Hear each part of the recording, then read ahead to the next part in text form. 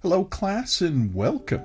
Today we're going to delve into the fascinating world of the brain, specifically the cortex and the building block of the nervous system, the neuron. So get ready to explore the intricate structures of the cortex and discover the amazing abilities of neurons. We'll be diving into the world of dendrites and axons and synapses, and learning about the ways these structures help us to think, to feel, and to move. So let's get excited about neurons and their amazing capabilities. So by the end of this lecture, you'll be able to understand the cortex and neurons and how it all works together to create who we are. So get ready to have your minds blown.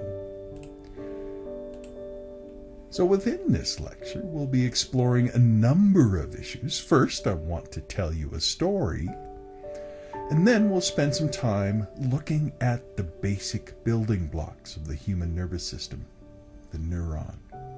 And following this, we will look at how we are organized in the conscious areas of our brain, known as the cortex. So I hope you enjoy this lecture.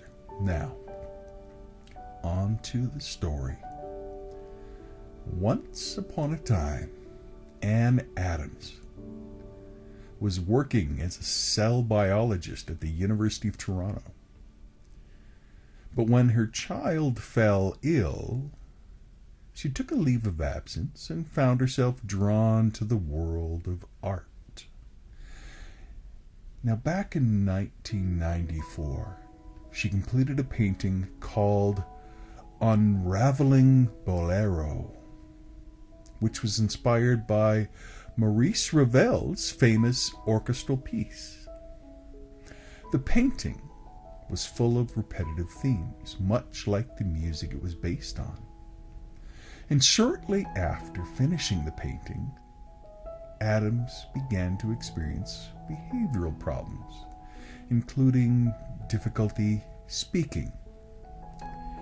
Neuroimages of her brain revealed that regions in the front part of her brain and to the left which are responsible for language processing, had started to deteriorate. At the same time, regions responsible for integrating information from the senses were becoming more active. Adams was later diagnosed with frontotemporal dementia, a disease that can lead to changes in artistic and musical tastes, as well as an increase in repetitive behaviors. What Adams did not know was that Ravel, the musician, who had composed Bolero 66 years earlier, may have suffered from the same neurological disorder.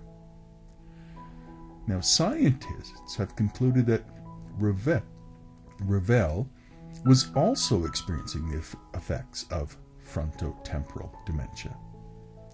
Now, if Adams and Ravel were both affected by the same disease, this could explain why they both became fascinated with the repetitive aspects of their arts. And it would present a remarkable example of the influence of our brains on our tastes and our behavior. And this story really highlights the critical importance of understanding the biology of the brain, which is the foundation for all of our behaviors, our thoughts, and our feelings. So today we're going to delve into the most fascinating topics in biology, the basic building block of the nervous system, the neuron. So first, let's set the stage. The nervous system is composed of over 100 billion cells known as neurons. Yes, you heard me right. Over 100 billion with a B. That's more than the number of people on Earth by a long ways. And these neurons are responsible for everything we do, from the simplest reflexes to the most complex cognitive processes. Now, let's take a closer look at the neuron itself. A neuron is a cell in the nervous system whose function it is to receive and transmit information. Just like a computer, neurons receive input and process it, and then send output to other neurons or to the muscles or glands in the body. And as you can see in this image, neurons are made up of three major parts. First, there's the cell body or soma, which contains the nucleus of the cell and keeps the cell alive. Think of it as the control center of the neuron, regulating all the processes that keep the cell functioning. And next, there's the dendrite, a branching tree-like fiber that collects information from other cells and sends it to the soma. And the dendrites act like antennas, picking up signals from other neurons and bringing them to the cell body for processing. And finally, we have the axon, a long segmented fiber that transmits information away from the cell body toward other neurons or to the muscles or glands within the body. The axon is like the neuron's communication highway, allowing it to send messages to other cells, either near or far away. But wait, there's more. Neurons are not just simple cells. They are incredibly complex and diverse, with a wide variety of shapes, sizes, and functions, and they organize themselves in many different ways. Some neurons are specialized for sensing the environment, while others are responsible for movement or communication between brain regions. And the way these neurons are connected to each other forms intricate networks that allow us to perceive, to think, and to act. So there you have it, the amazing world of neurons. From their humble beginnings as simple cells, these incredible structures have evolved to become the building blocks of the most complex organ in our body, the brain. A little bit more about neurons. Neurons communicate using electricity and chemicals. That's right. The nervous system operates using an electrochemical process.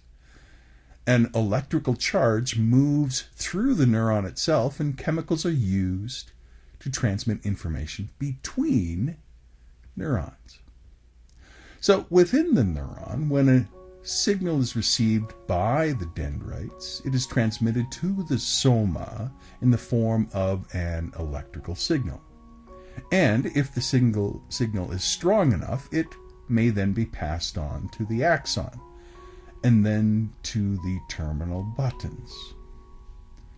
If the signal reaches the terminal buttons, they are signaled then to emit chemicals known as neurotransmitters, which communicate with other neurons across the spaces between the cells, known as synapses. But let's back up a little bit. How does that electrical signal move through the neuron in the first place? The electrical signal moves through the neuron as a result of changes in the electrical charge of the axon. So normally the axon remains in the resting potential, a state in which the interior of the neuron contains a greater number of negatively charged ions than does the area outside the cell.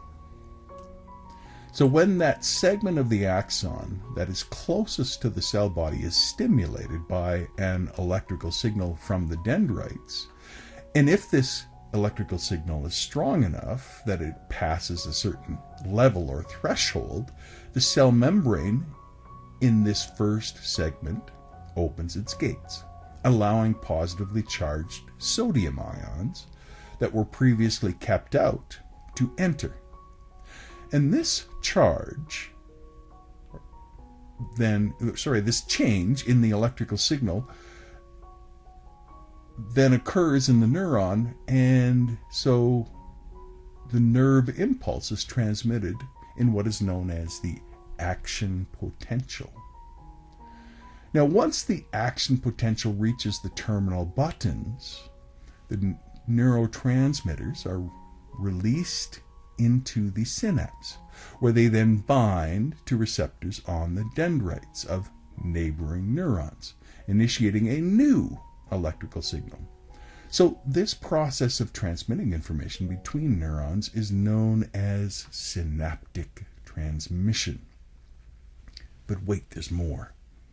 The way that neurotransmitters bind to receptors and the resulting effects on the receiving neuron can really vary widely depending on the type of neurotransmitter and the type of receptor. Some neurotransmitters can excite the receiving neuron, making it more likely to fire an action potential, while others can inhibit the neuron, making it less likely to fire. So there you have it, the amazing process of how neurons communicate with each other, from the electrical signals that move through the neuron to the release of neurotransmitters across the synapse. Every step in this process is critical for the proper functioning of the nervous system. Next, we're going to take a look at neurotransmitters. Now, as I've already mentioned, neurons communicate with each other using both electrical and chemical transmission. The synapse, the junction area between two neurons, plays a critical role in this communication process. The terminal buttons at the end of the axon of one neuron release chemical messengers known as neurotransmitters into the synapse, which then travel to the dendrites of the neighboring neuron to deliver the message. It's important to note that different terminal buttons release different neurotransmitters, and different dendrites are particularly sensitive to different neurotransmitters. This means that the communication between neurons is really highly specific and targeted. Now, neurotransmitters are molecules that relay signals across the synapse. They are stored in vesicles inside the terminal buttons and are released when an electrical impulse reaches the end of the axon. And once released, the neurotransmitters travel across that synaptic space and bind to receptor sites on the dendrites of neighboring neurons, where they trigger a response. Now, it's fascinating to note that there are over 100 different neurotransmitters, each with a unique function and effect in the body. For example, serotonin is a neurotransmitter that regulates mood, while dopamine is involved in motivation and reward. And the shape of the neurotransmitter is critical in determining its effectiveness. The dendrites will only emit the neurotransmitter if it fits perfectly into the receptor site on the receiving neuron. And this specificity ensures that only the intended message is delivered and received by the neurons. So in summary, neurotransmitters play a critical role in the communication between neurons, allowing for a highly sophisticated communication system in the nervous system. In essence, they relay signals across the synapses and their specificity ensures that only the intended message is delivered and received by the neuron. So we'll take a little bit of a break now, and when we come back, we will explore the cortex and its impact upon our conscious existence. You take care. Bye-bye.